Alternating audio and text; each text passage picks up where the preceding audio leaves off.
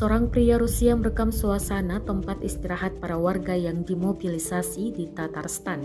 Rekamannya dirilis di Telegram pada Minggu 2 Oktober 2022. Pria tersebut menggunakan kamera ponsel dalam memamerkan ruangan yang berisi ribuan warga yang dimobilisasi Rusia. Lokasi yang dimobilisasi di Tatarstan, jelas keterangan unggahan. Tampak pasukan yang sedang tidur bermain ponsel hingga siaga.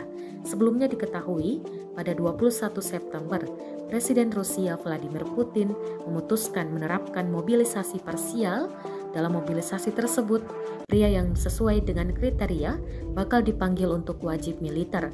Putin malah mengeluarkan dekret mobilisasi pasukan cadangan parsial ketika pergerakan pasukan Rusia di Ukraina mengalami kemunduran.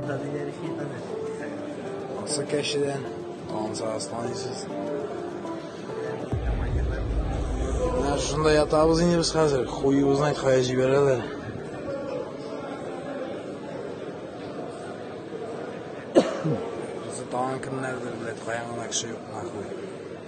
Terima kasih sudah nonton. Jangan lupa like, subscribe, dan share ya.